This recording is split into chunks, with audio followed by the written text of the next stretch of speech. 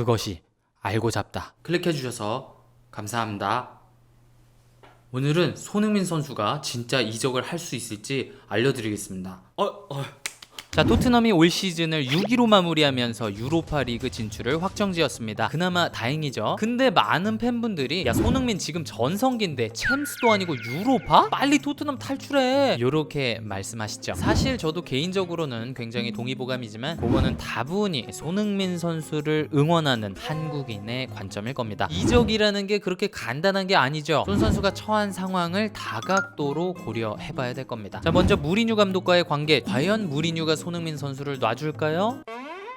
일단 무리뉴가 추구하는 역습 축구에 손 선수는 필수 불가결한 존재입니다. 빠르고 연계 좋고 마무리 좋고 게다가 수비도 열심히 하니까. 근데 또 무리뉴는 손 선수를 인간적으로도 굉장히 좋아합니다. 토트넘에 부임한 지 10일째 되던 날 여기 온 지 10일 됐는데 이미 흥민이랑 사랑에 빠졌습니다. 또 한 번은 버거슨 감독으로부터 박지성에 대한 이야기를 들은 적이 있습니다. 박지성처럼 흥민이도 굉장히 지도하기 좋은 선수예요. 아무튼 무리뉴 감독은 손흥민 선수를 여러모로 너무 좋아합니다. 그래서 그런지 최근 인터뷰에서 올 여름 주축 선수들을 붙잡기 위해 노력할 거라고 말하기도 했죠. 자, 손흥민 선수의 이적을 논하기 위해서 요 레비 회장 이야기를 빼놓을 수 없습니다. 요 분이 굉장히 짠돌인 거는 다들 알고 계실 거예요. 근데 그럴 수밖에 없는 이유가 있습니다. 자, 맨시티, 첼시 구단주의 재력이 어마어마하죠? 또 맨유, 리버풀은 글로벌 브랜드입니다. 광고, 스폰서 아예 빵빵합니다. 근데 토트넘은 둘 다 아니니까 애껴야 돼. 사실 레비 회장이 돈 안 푼다고 욕 오지게 먹기도 하지만 토트넘 골수 팬분들은 또 그렇게 또 좋아한다고 합니다. 사실 팩트만 보면 지난 20년간 재정 운영을 아주 합리적으로 잘해왔습니다. 포체티노 감독 고용해서 돈 얼마 안 들이고 좋은 성적도 냈죠. 개꿀. 그렇게 허리띠 쫙 졸라매고 은행 대출 껴가지고 유럽 최고 수준의 훈련장, 경기장도 지었습니다. 근데 여기서 잠깐 이 짠돌이 회장님이 경기장 지으려고 약 1조 원을 대출받았거든요. 왜 이렇게까지 무리하면서 굳이 경기장을 새로 지었을까요? 결론부터 말씀드리면 돈 더 많이 벌라고. 축구 구단의 수익 구조가 크게 세 가지입니다. 첫 번째 중계권료, 두 번째 광고 및 스폰서, 세 번째 경기날 입장 수익. 근데 그 전에 토트넘 홈 경기장 화이트 하트레이는 좌석이 너무 적어서 입장 수익이 아쉬웠던 거예요. 그래서 장기적으로 보고 경기장 크게 지은 거죠. 자, 이렇게나 살림을 잘하는 레비 회장이 과연 손흥민 선수를 팔려고 할까요? 만약에 어떤 팀이 이적료로 막 2천억, 2,500억 준다 그러면은 바로 팔 수도 있습니다. 하지만 현실적으로 그 정도 돈을 지불할 팀은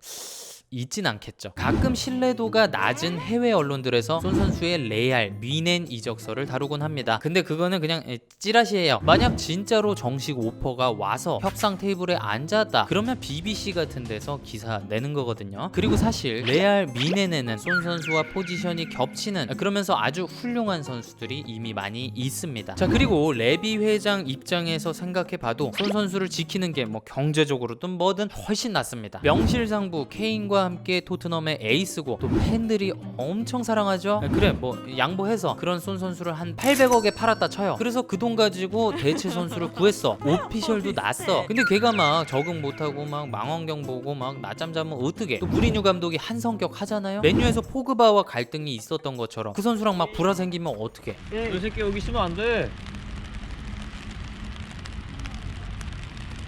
인성 문제 있어?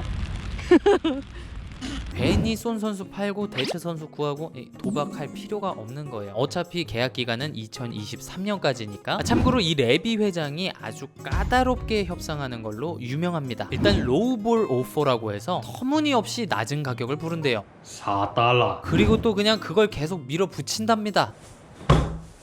4달러. 그 다음에는 브링크맨십이라고 해서 벼랑 끝 전략을 쓴다고 해요. 쉽게 말해서 이적 시장 마감 직전까지 시간을 질질 끄는 거죠. 상대방이 그냥 지쳐 나가 떨어지게.